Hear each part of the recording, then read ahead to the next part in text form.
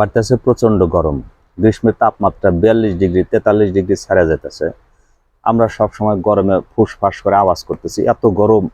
এই গরমে কেমনে থাকা যায়? কি জন্য এত গরম? আমাদের দেশে বৃক্ষ তরুলতা এত সবুজ শ্যামল শস্য সুজলা সুফলা। আমাদের দেশে এত আল্লাহ আল্লাহ পরহেজগার নেককার বান্দা আছে, তারপরেও আল্লাহ আমাদের প্রতি কেন এত নারাজ, এত জুলুম? কারণটা কি? আবহাওয়া অধিদপ্তরের মতে, বৈজ্ঞানিকদের মতে, পৃথিবীতে কার্বন গ্যাস নির্গমের ফলে অসংখ্য বজ্র সাগর নদী নালা খাল বিলে যে জমা হয়, জলবায়ু পরিবর্তন হইতেছে, সে বজ্রগুলা নদী খাল বিলে পড়ে যেতেছে, জলীয় বাষ্প কম হইতেছে, অসংখ্য সাগরে এল নিয়ন দেখা দিছে, বৃষ্টিবাদল কম হইতেছে।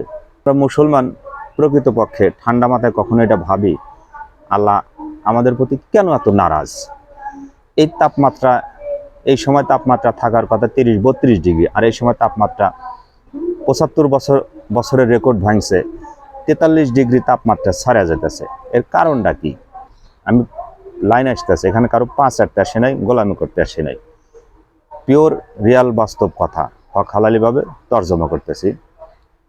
নবী করিম সাল্লাল্লাহু আলাইহি সাল্লাম ইরশাদ করেছেন, মুসলমান দুনিয়ার জাতিকে উদ্দেশ্য করে, মুসলমানরা, 5টা বিষয় তোমরা বিপদের সম্মুখীন হইবে, তবে আমি আল্লাহর কাছে পানা চাইতেছি এই 5টা বিষয় যেন তোমাদের প্রতি এই বালা মুসিবতগুলো না হয়। তার প্রথমত 1 নম্বর কারণ, যখন কোনো জাতি অশ্লীল বেহাপনা বেপর্দা বেহায়া তাদের ভিতরে বেড়ে যায়, প্রকাশ্যে ব্যভিচার গুলা তারা লিপ্ত হয়।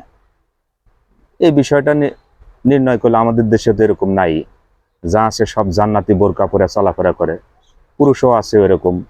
গত কিছুদিন আগে ঢাকা বিশ্ববিদ্যালয়ে যে অশ্লীল বেহাপনা হোলি খেলা হলো, জাতি তা দেখেছে। মঙ্গল শোভাযাত্রার নামে যে একটা বেহাপনা, এটাও দেখেছে। গত 3-4 দিন আগে সোশ্যাল মিডিয়ায় একটা মেয়ে, এক 65 বছর বয়স এক বৃদ্ধার শুধু মেয়েটাকে বলছিল, আপনার পোশাকটা কেন এরকম? এটা বলার কারণে সোশ্যাল মিডিয়া ঝড় উঠে গেছিল নেতিবাচক অনেতিবাচক মন্তব্য সেই চাচার বিরুদ্ধে। ওই সময় অনেক মহামারী রোগবালাই দেখা দেয়।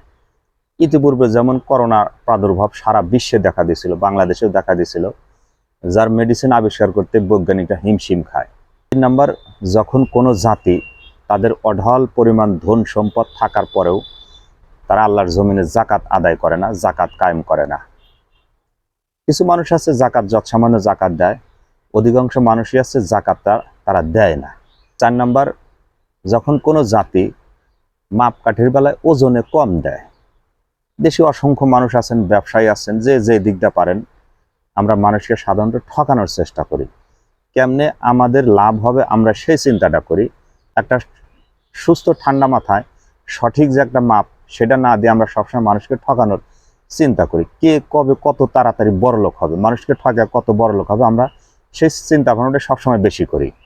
5 নাম্বার, যখন কোনো জাতি আল্লাহ এবং রসুলের বিধান নিয়ম বিধান থাকার পরেও সেগুলো বাস্তবায়ন না করে তাদের মন মতো আইন কানুন তৈরি করে যখন জমিনে কায়েম করতে চায়, ওই জাতির উপরে আল্লাহ তাআলা নারাজ, প্রচণ্ড মাত্রায় নারাজ হন। জমিনে যতটুকু বৃষ্টি হয়, শুধুমাত্র ইনসান ব্যতীত, জিন ব্যতীত 18,000 মাকলুকাদের ভিতরে 17,998টা মাকলুক আছে, তাদের কোনো হিসাব নাই, তাদের কোনো গুনাহ নাই, তাদের কোনো পাপ নাই। কারণ আল্লাহ তাআলা যদি জমিনে বৃষ্টি না দেন, তাহলে ওই সমস্ত প্রাণীগুলো কি খাবে? যার বদলেতে কিছু বৃষ্টিপাত হয়। যদি ওই প্রাণীগুলো না থাকতো, শুধুই মানুষ থাকতো, তাহলে জমিনে কখনো বৃষ্টি এরকম হতো না। আমি আপনি সারাক্ষণ যতই চিন্তা ভাবনা করি, জমিনে বৃষ্টি হয় না কেন, বৃষ্টি হয় না কেন, এত গরম এত তাপমাত্রা, কি জন্য এত বৃষ্টি হয় না? এগুলা কাউকে দোষ দিয়ে লাভ নাই, এগুলা একান্ত আমাদের দুহাতের কামাই। আল্লাহ তাআলা কখনো জমিনে এত বালা মুসিবত বর্ষণ করেন না, যতটুকু আসে বান্দা তার 2 হাতের কামাই। কারণ আমাদের ভিতরে অশ্লীল বেহাপনা বেড়ে গেছে, জাতিকে মাপে কম দেওয়া বেড়ে গেছে। আল্লাহর আইনের চাইতে মানুষের তৈরি মতবাদের আইনে আমরা বেশি প্রাধান্য দেই, যার ফলে আল্লাহ তাআলা নারাজ, অতিমাত্রায় নারাজ হয়েছেন, অতি অনাবৃষ্টি খরার কারণ।